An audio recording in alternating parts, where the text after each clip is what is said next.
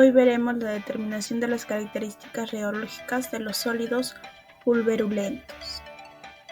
El objetivo de la presente práctica es evaluar el impacto del tamaño y la forma de las partículas en la fluidez de los polvos mediante pruebas rheológicas. Y este objetivo se va a lograr proporcionando información relevante para industrias que manejan y procesan materiales pulverulentos como la farmacéutica, alimentaria y química. Para poder llevar a cabo la presente práctica tenemos que tener en claro o muy aprendido lo que es un término que es la fluidez. La fluidez es una propiedad rheológica de gran importancia, pero directamente en formas farmacéuticas pulverulentas. Hay que tener en cuenta también que hay preparados donde se utiliza esta propiedad, que es para cápsulas, comprimidos, para tabletas, para pomadas, y va a influir mucho esta fluidez en lo que son sus características farmacológicas. Esta fluidez también en la presente práctica es un parámetro de mucha importancia para el manejo de polvos farmacéuticos, y el comportamiento del polvo va a influenciar los factores tanto internos como externos de la fluidez del polvo. Entre las influencias internas tenemos tamaño de partícula, distribución de tamaño, la forma, la textura superficial, el área superficial y la porosidad superficial, la densidad y el comportamiento de embalaje. Y para las influencias externas tenemos lo que incluye las condiciones ambientales y otros factores que pueden ocurrir mediante el proceso y la manipulación de estos, como por ejemplo la humedad, que se va a ver más en condiciones ambientales, en procesos de humectación, la temperatura, que también se va a ver en condiciones ambientales, en procesos de secado, la presión de aire, que esta va a depender de la altitud, del trabajo bajo la atmósfera inerte de alta presión, el caudal de gas a través del polvo, como por ejemplo durante el transporte del neumático en un reactor de lecho fluidizado. Ese es un ejemplo de caudal de gas a través del polvo. Y por último también va a estar la consolidación aplicada, que se aplica por ejemplo durante procesos de compactación, etc. Entonces el flujo o el flujo predecible del polvo va a permitir lo que es evitar el déficit de la capacidad que podía promover la interrupción de la producción, y eso es muy importante porque va a influir mucho en lo que es la eficacia, en la fabricación y la calidad del producto en las industrias del procesamiento de los polvos. Aquí presentamos las pruebas rheológicas, que son volumen aparente, volumen compactado, densidad aparente, densidad compactada, el índice de Carr, el índice de Hauser, la velocidad de flujo de un granulado y el ángulo de reposo.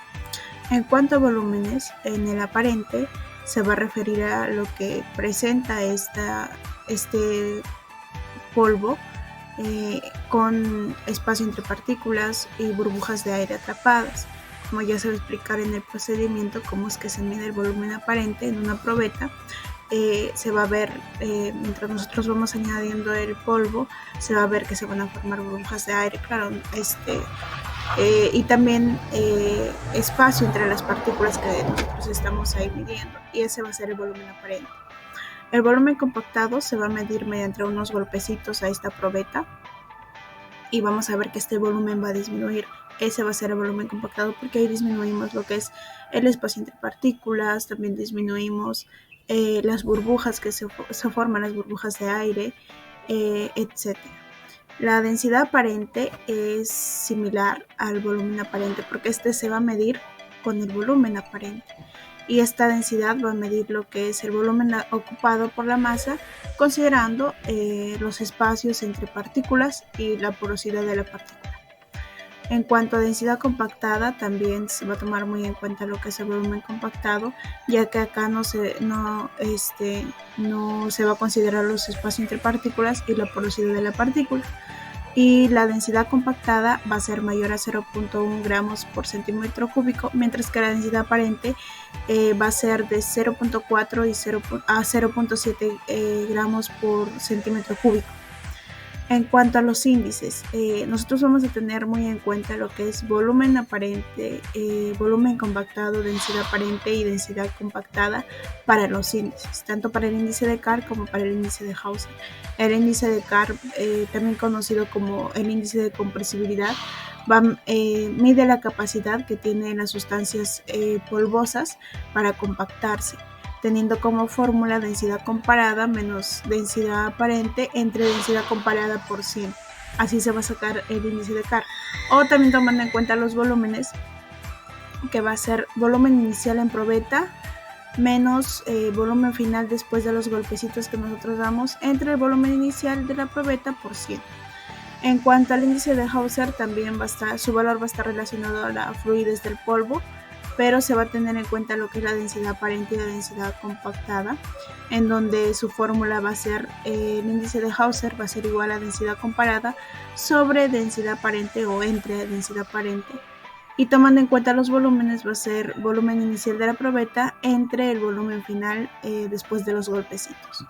También tenemos lo que es la velocidad del flujo de un granulado. Esta velocidad va a reflejar lo que es la fricción que tienen entre las partículas, que representa lo que es el tiempo para que un volumen definido fluya a través de un cilindro hueco o a una altura específica.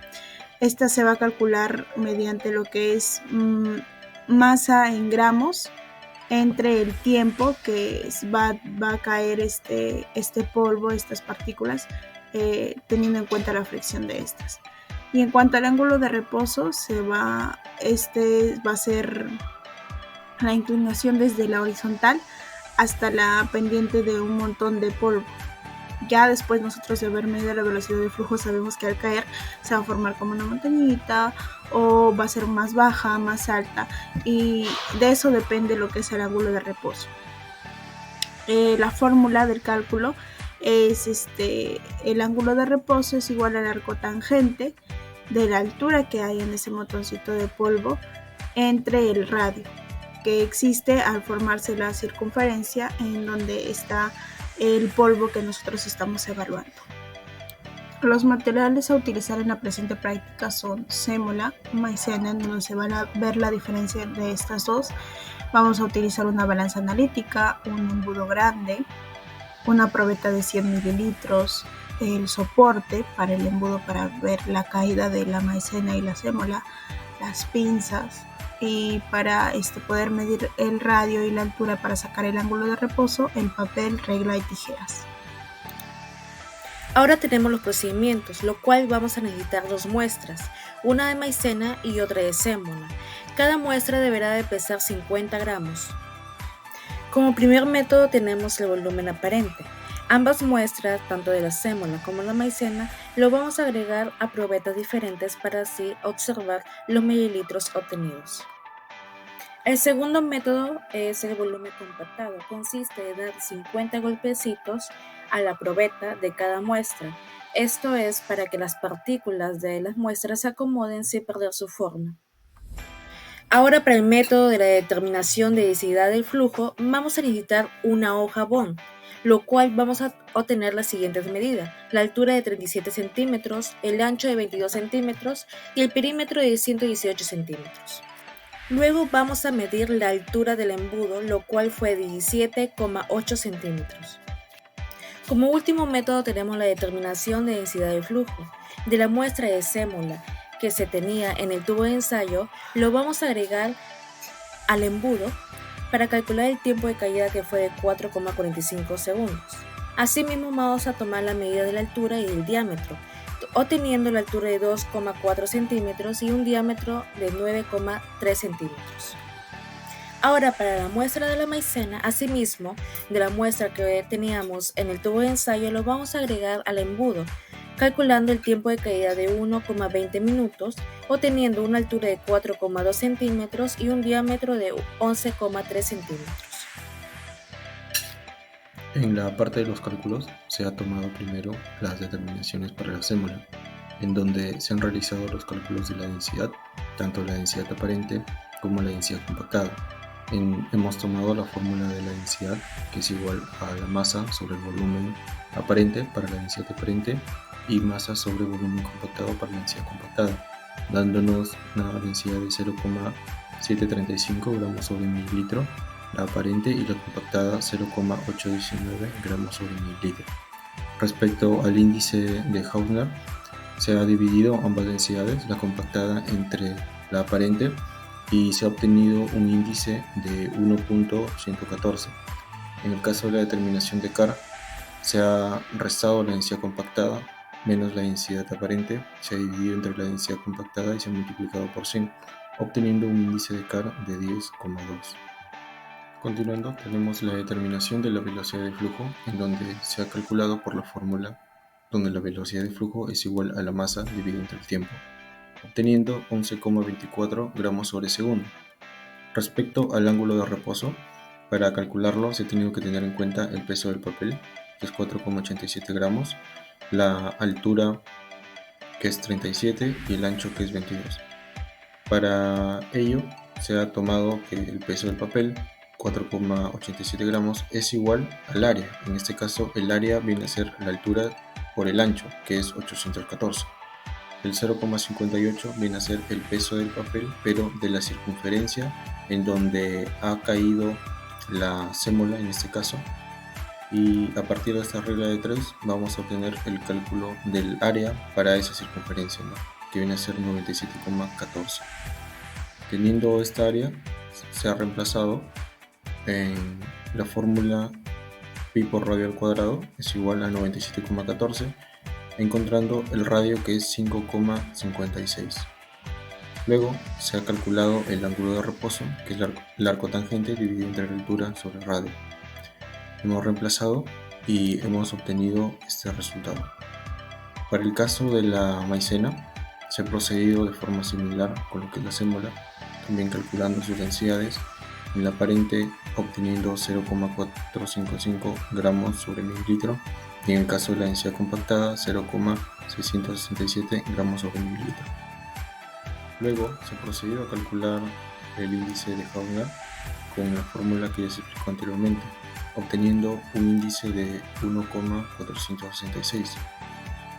Siguiente, se ha calculado el índice de Carr, obteniendo 31,78. Luego, la velocidad de flujo, obteniendo 0,625 gramos sobre segundo. Y finalmente, el ángulo de reposo, de una manera similar al cálculo para la sémola, obteniendo un área de 127,29, la cual se ha reemplazado en la fórmula de pi por radio al cuadrado para despejar el radio, que es 6,36. Este radio se ha reemplazado en la fórmula para encontrar el ángulo de reposo, y se ha obtenido un ángulo de reposo de 33. Resultados. En la primera tabla tenemos la caracterización de la densidad aparente y compactada de diferentes muestras de polvo. Las muestras fueron de sémola, maicena. En la sémola se pesó 50 gramos, el volumen aparente fue de 68 mililitros, el volumen compactado fue de 61 mililitros.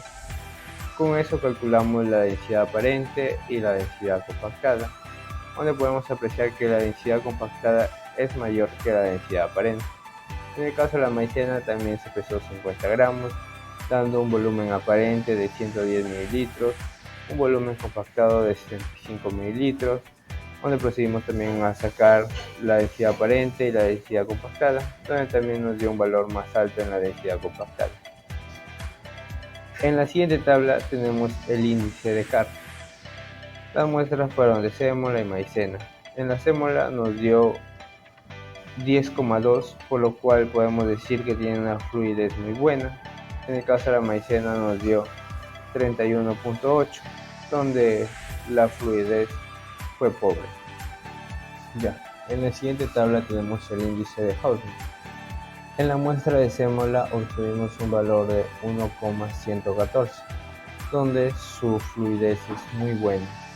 En el caso de la maicena obtuvimos un valor de 1,466, donde su fluidez es muy pobre. En la siguiente tabla tenemos el ángulo de reposo y la velocidad de flujo. En el caso de la muestra de sémola, obtuvimos una altura de 2,4, un radio de 1,2. Con eso calculamos el ángulo de reposo, que nos dio un valor de 23, por lo cual podemos decir que su propiedad de flujo es excelente. Y la velocidad de flujo, en este caso que refleja la fricción entre sus partículas, obtuvimos un valor de 11,24. En el caso de la maicena obtuvimos una altura de 4,2, un radio de 2,1. Con eso se calculó el ángulo de reposo, que fue de 33, por lo cual su propiedad de flujo es buena. Y su velocidad de flujo fue de 0,625. Discusión. Ya teniendo en cuenta los resultados de los cálculos, podemos decir que la sémola tiene una excelente fluidez de acuerdo al índice de Hausner, el índice de Carr y al calcular el ángulo de reposo. Sin embargo, la maicena tiene una pobre fluidez de acuerdo al índice de Carr y el índice de Hausner. Esto se debe al tamaño de partícula, ya que a simple vista ambos tienen partículas finas, pero la maicena es mucho más fina. Entonces, lógicamente, se entendería que las partículas muy finas tendrían más fluidez, pero ¿por qué entonces la maicena no tiene una excelente fluidez a comparación de la sémola? Y esto se debe a la atracción interparticular, ya que causa la cohesión entre las partículas. Cuando son fuertes, estas fuerzas tienden a mantener las partículas más cerca entre sí, lo que puede resultar una menor fluidez. Al calcular el ángulo de reposo con la velocidad de flujo, se puede determinar que la maicena tiene una fluidez buena, pero este resultado no es correcto, ya que en este procedimiento se intervino para que la maicena pueda descender con mayor rapidez, ya que ésta se detenía mucho en el embudo y no podía caer. Discusión. Caracterización tecnológica y analítica de sólidos pulvulentos y granulados del Parthenium hysteroporus. En este artículo, los granulados se elaboraron por vía húmeda y se caracterizaron mediante los siguientes ensayos. Densidad aparente por el método de las probetas. Este también se utilizó en la práctica. También en este artículo se utilizó la densidad real por el método del pignómetro, la porosidad por ecuación de Martin, el ángulo de reposo por trigonometría, el cual también fue utilizado en la práctica, al igual que la velocidad de flujo, que es la evaluación de flujo a través de un orificio. También se evaluó la humedad residual por la balanza infrarroja en este artículo. La luz y la humedad resultaron ser factores que afectan la estabilidad de los sólidos pulvulentos, de acuerdo a la evaluación química realizada. Según literatura, se plantea que un granulado óptimo debe presentar una velocidad de flujo mayor o igual a 7 gramos por centímetro al cuadrado y un ángulo de reposo menor a 30 grados. En este artículo se destaca como mejor granulado la variante sólido pulvulento al 30% y el Eudragig-L como aglutinante, ya que ofrece mejores ventajas para ser utilizado como una forma farmacéutica sólida de dosificación oral. Algunas de las aplicaciones más importantes de la determinación de las características reológicas de los sólidos pulverulentos son las siguientes: la manipulación de polvos. La característica reológica de los polvos afectan a su capacidad de fluir, ser apilados, transportados y dosificados. Procesamiento de polvos. Las características reológicas de los polvos afectan a su capacidad de ser mezclados, compactados, moldeados y sintetizados. Y la aplicación de polvos, ya que la característica reológica de los polvos afectan a su capacidad de ser dispersados, recubiertos y pintados. Finalmente, como conclusiones, tenemos que la velocidad de flujo de la sémola fue de 11,24 gramos sobre segundo y la velocidad de flujo de la maicena fue de 0,625 gramos sobre segundo.